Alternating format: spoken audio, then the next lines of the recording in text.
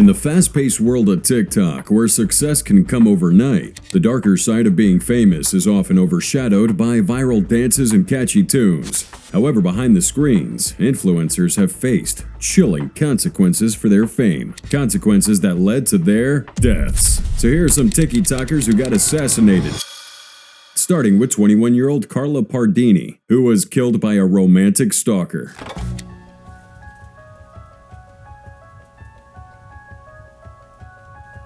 At 10:30 p.m. September 20th, 2022, TikToker Pardini received a chilling anonymous phone call instructing her to step outside her residence. Without telling her mother with whom she lived, Carla complied. But as she stepped through the doorway of her home, she disappeared into the night, never to return. Carla was a Mexican TikToker with over 90,000 followers. She joined back in 2020 and frequently posted lip sync and dance videos, garnering hundreds of likes and becoming internet famous, especially among men of culture. However, during her rapid rise on the platform, Carla encountered some problems. September 19th, the day before she was assassinated, Pardini posted a TikTok video that left behind more questions than answers. In the video, she was seen wearing a tight black dress, a cropped white jacket, and flawless makeup. But beyond the aesthetics, it seemed Pardini was trying to pass a message. She added a text in Spanish, which translated to, "When people tell me I don't like you, I answer right away, I hope you like me even less." The video has amassed over 2.6 million views with over 2,000 comments of people trying to figure out what happened and offer their condolences.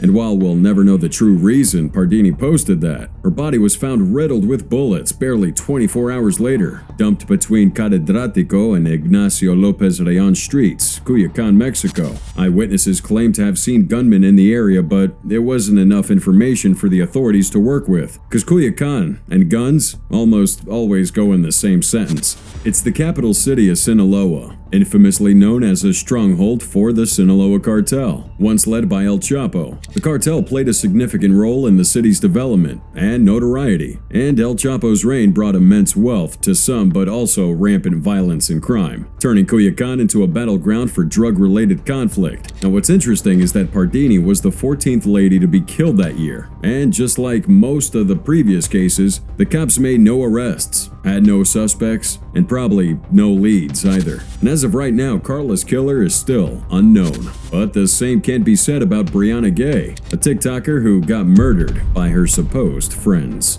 But this was the moment that Brianna Ghey left her home for the last time.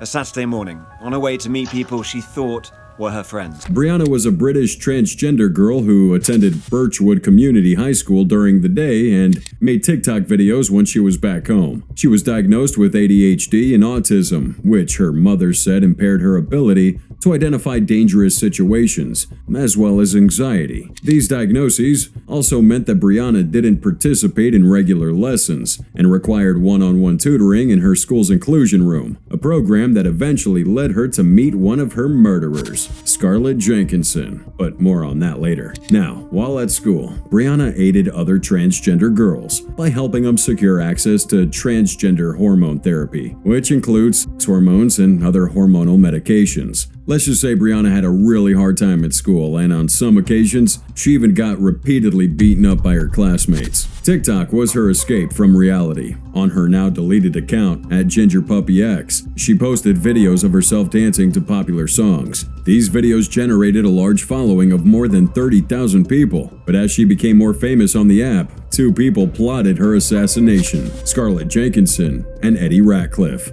September 27th, 2022, Scarlett Jenkinson and her male bestie Eddie Ratcliffe brought cannabis-infused edibles to Colcheth High School and spiked a classmate's food with it, almost killing that classmate from the incident. Jenkinson was then transferred to Birchwood, where she met and formed a friendship with Ghey. Initially, Jenkinson was overly obsessed with Brianna and couldn't stop spending time with her. However, as Brianna spent more time on TikTok and declined to want to hang out as much, Scarlett's obsession morphed into this evil intent to kill. Scarlett felt she was losing Brianna, and as such plotted to kill her so they could always be together. Jenkinson revealed her plans to Ratcliffe, who fully supported the idea. putting in motion the dreaded murder. January 2023, Jenkinson made her first attempt at taking Brianna's life by secretly poisoning her food with ibuprofen tablets. By the time Brianna's mother, Esther Ghey, arrived home from work, she found her daughter rolling on the floor, tightly holding her stomach, and claiming she felt like she was about to die. Later, investigation showed text messages that Jenkinson sent Radcliffe, claiming that she had poisoned Ghey and that the tablets were meant to slowly kill her. However, on that occasion, Brianna survived, so Jenkinson and Radcliffe decided to take it to a whole new level. Jenkinson would watch documentaries about serial killers like Jeffrey Dahmer and John Wayne Gacy, taking notes. She also accessed the dark web, watching multiple videos of torture and murder, while Radcliffe, an accomplice in the case and who had a fascination with knives, helped purchase the hunting knife used in Brianna's murder.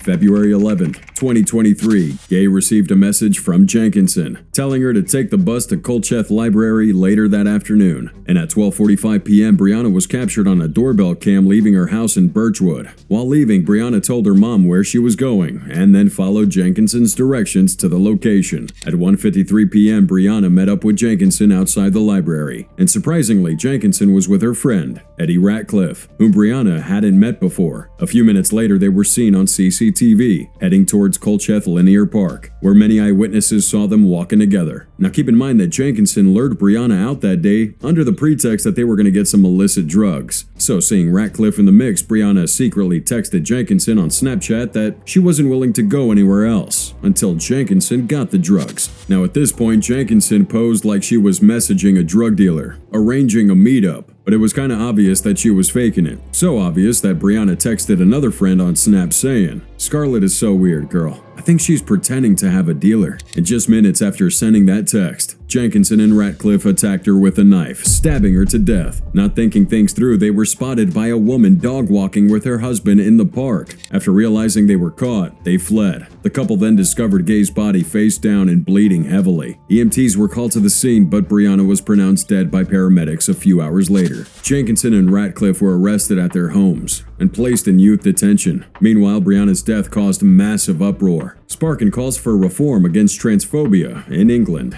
And after being found guilty, Jenkinson was given life in prison with a minimum of 22 years. Ratcliffe also got a sentence with a minimum of 20 years. The couple's actions were so despicable that even the judge presiding over the case couldn't hide the disgust. When handing down their sentences, he described the murder as sadistic in nature and stated that Ratcliffe's motives was hostility towards Ghey due to her transgender identity. Subsequently, a TikTok memorial account and a GoFundMe page were set up by Ghey's friends to support her family. It raised £70,000 in 3 days and hit its target at 100,000, while the page also got 36,000 followers. We would have candlelight vigils held across the UK and in Dublin, Ireland, weeks after Brianna's death. The attendance for these vigils numbered in the hundreds to thousands. In the end, one thing was clear: Brianna didn't deserve to die for her identity, the same way this next TikToker, Andrew Dawson, didn't deserve to die for exposing his mysterious findings on TikTok.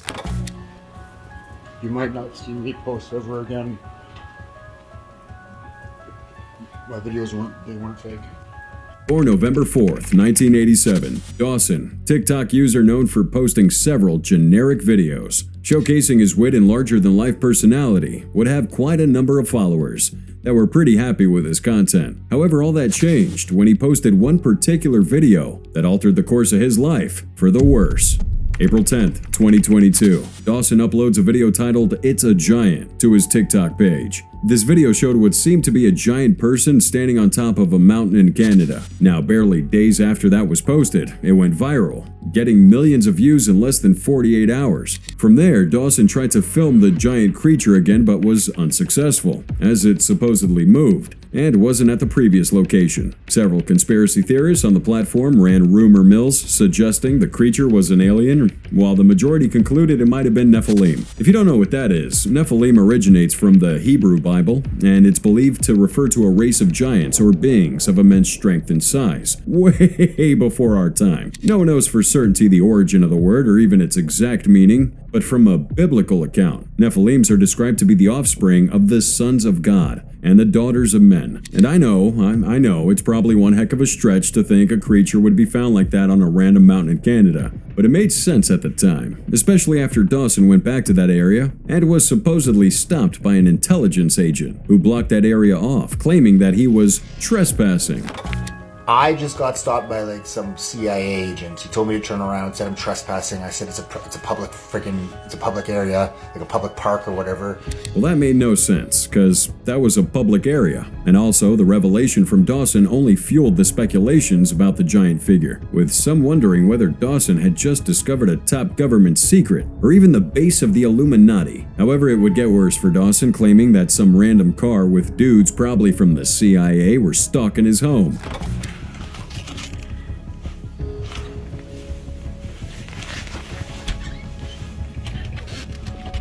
That's the same vehicle from... Hey! And after posting that video, he went silent.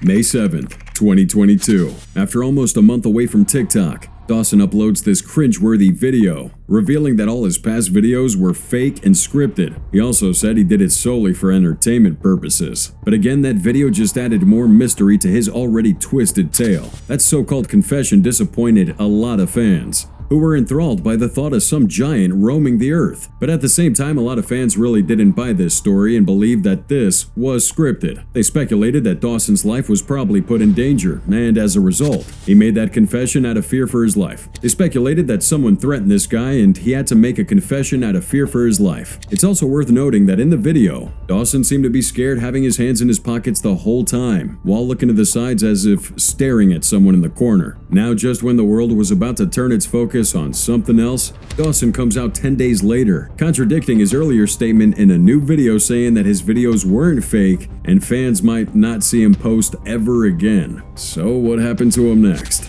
Well, Dawson vanished completely from the platform, and 2 months later, his obituary was posted in the Campbell River Mirror, a Canadian news outlet, indicating that he had passed away. And to confirm that news, a woman who claimed to be his widow posted a now deleted video where she mentioned Dawson's death had nothing to do with the case, and that he had actually been struggling with depression for years. Right. She said that the videos were real, except for the one where he claimed CIA agents stopped him. I mean, I don't know what you make of this, but to some, Dawson was a fraud who was chasing cheap clout. While to others, this guy was assassinated by the government and the powers that be. His stories and claims are still being debated across social media. But for this next TikToker, not the government or CIA or any random figure on a freaking mountain got blamed for her assassination. And that's because Sabrina Duran Montero was actually murdered by a drug trafficking cartel.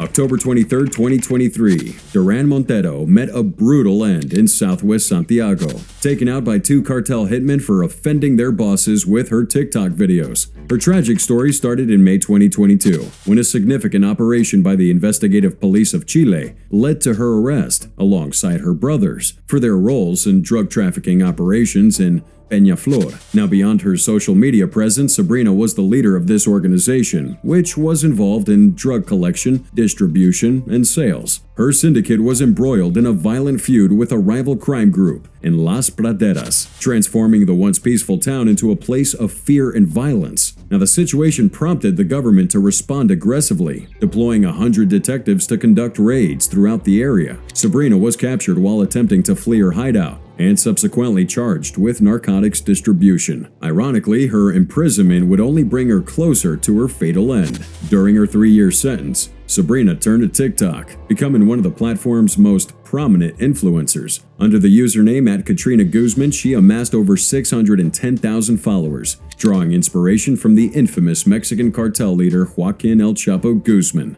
Another alias used by Sabrina was La Ina, and the TikTok narco queen, in reference to her role as the leader of a crime syndicate. And yes, I'm just as confused as you as to how she managed to maintain this account while incarcerated. But all we can say is that Sabrina had her ways. She also tried having her way when she attempted a daring but failed escape from prison by jumping from the 3rd floor window of her cell. But on that occasion, she was recaptured and returned to confinement. They caught her and put her right back in place. Nevertheless, by the time she did get get released on supervised probation, she took a daring step that boldly led to her death. Once out, Sabrina leveraged her social media fame to become an influencer, showcasing an extravagant lifestyle filled with gold jewelry and designer items. While her followers perceived her as living the high life, Sabrina was acutely aware of the danger she was in. Her online persona glorified her dual existence as a narco queen and TikTok star, inadvertently exposing her underground operations. This fame kind of made her a prime target for her rivals, the Chilean government, and even members of her own cartel, all recognizing her visibility posed a significant threat. So the fateful day arrived as she drove to the nail salon. She was intercepted by 3 masked cartel sicarios,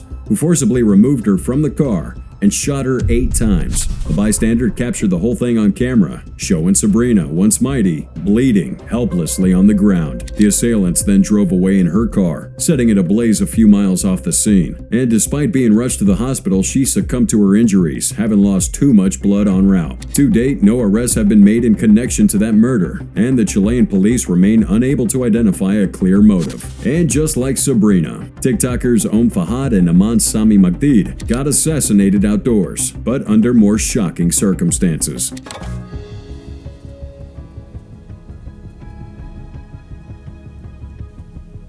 April 26, 2024, Iraqi TikToker Om Fahad was sitting in her SUV outside her house in eastern Ghey neighborhood of Baghdad when a man on a motorcycle pulled up beside her car. The assailant got close to her under the pretext that he was going to make a food delivery, but once he was close enough, he pulled out a pistol and fired multiple shots at Fahad, killing her and her assistant Noor al-Suwaidi on the spot. Om Fahad, real name Ghafran Sawadi, was an Iraqi TikToker with thousands of followers. She was known for sharing videos of herself dancing to Iraqi songs while wearing tight-fitting clothes. She danced to Iraqi pop music and made light-hearted videos, becoming an instant hit and internet famous for her unique physique. However, her videos did upset some portions of Iraq's conservative Muslim-majority society. In February 2023, she was sentenced to 6 months in prison for sharing videos containing indecent speech that undermined modesty and public morality, according to Iraqi laws. What's more interesting is that her sentencing came just months after the country's interior ministry formed a committee to clean up social media content that is said to breach Iraqi morals and traditions. The interior ministry set up this committee to look for offensive clips on the platforms like TikTok and YouTube, with a lot of influencers like Fahad getting arrested in the process. But despite her arrest and this new law, Fahad didn't back out from posting whatever she wanted. This brought her a lot of attention, and even started a feud with fellow influencer Dalia Naeem, who's known as Iraqi Barbie, due to her many plastic surgery procedures. Apparently, this Iraqi Barbie threatened to expose Fahad for having multiple relationships with high-level Iraqi officials. So maybe it was this feud, or maybe it was another random person who just wanted Fahad dead. The bottom line is she was shot 3 times through the passenger window of her car, and when authorities arrived, her body was found slumped in her chair, lifeless. But in the case of Aman Sami Magdid, she wasn't killed by a random shooter. She was killed by her own brother. March 6, 2022, Iraqi TikToker Sami Magdid, known online as Maria, was tragically shot dead by her brother in an honor killing. And if you're wondering what the heck that means, well, let us explain that for a minute. Aman Sami Magdid had about 47,000 followers on TikTok. She was a member of a deeply rooted conservative Iraqi society, yet she often wore crop tops and filmed herself smoking cigarettes, which is considered treacherous according to their beliefs. Aman was a passionate feminist, earning praise from her followers for challenging social norms. Additionally, she reportedly wore this crucifix around her neck, which many believed was against Islamic religious practices. Her family thought she wore it simply as jewelry, but her brother saw it as a dishonor and decided to take her out. On the day of her death, her brother waited for her on the road of Erbil in the Kurdistan region of Iraq. When he saw her, he shot her 8 times, killing her instantly. He was later arrested, but to this day, his fate remains unknown. Aman's murder sparked outrage on social media. Her followers condemned the backwardness of honor killings, and the incident brought attention to Kurdistan as a hotspot for gender-based crimes. In one of her final Facebook posts, Aman, unaware of the tragedy about to befall her, wrote, "I believe that humans will always suffer at the hands of other humans." Moving away from Iraq, Another TikToker that got assassinated for the worst possible reason is Sonia Khan, who was killed by her ex-husband for talking about their divorce online. We get it, divorce is a challenging and painful experience, and it often brings out intense emotions that can lead to drastic actions. This was tragically evident in the case of popular TikToker Sonia Khan and her estranged husband, Raheel Ahmad. Sonia was born on April 8, 1993,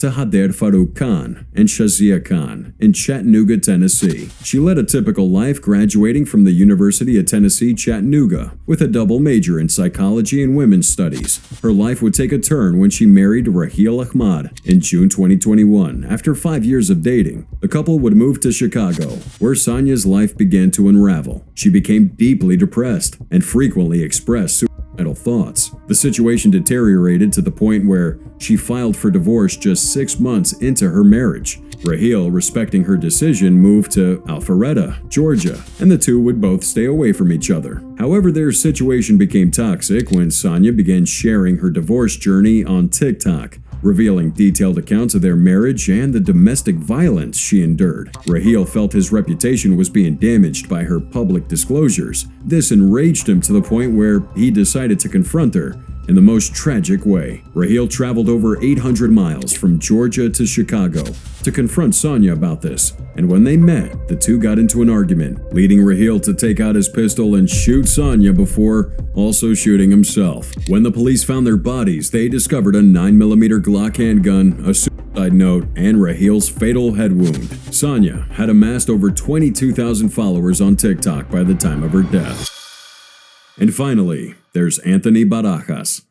July 26, 2021, 19-year-old U.S. TikToker Anthony Barajas was at a cinema with his female friend Riley Goodrich when a random dude walked up to him and shot them both in the head. Why did he do that? Well, let us explain. Anthony, known on TikTok as It's Anthony Michael, had nearly 1 million followers on this platform. He started posting back in 2019, making singing videos and doing pranks and challenges. During high school, he was a standout soccer player at Mater D High in Santa Ana, California, with Riley Goodrich attending Corona High School, where she played volleyball, ran track, and was also cheerleading. After high school, she got a scholarship for Grand Canyon University's STEM program, and the only reason she was at the cinema that day with Anthony was because she was in town visiting her family for the summer. Unfortunately, though, it would be her last. On the day of the incident, Anthony and Riley were at the movie theater in Corona, California, watching The Forever Purge. This movie was the 5th in the Purge franchise, with each sequel being based on the premise that a totalitarian government created one night each year where everything, including murder, was legal.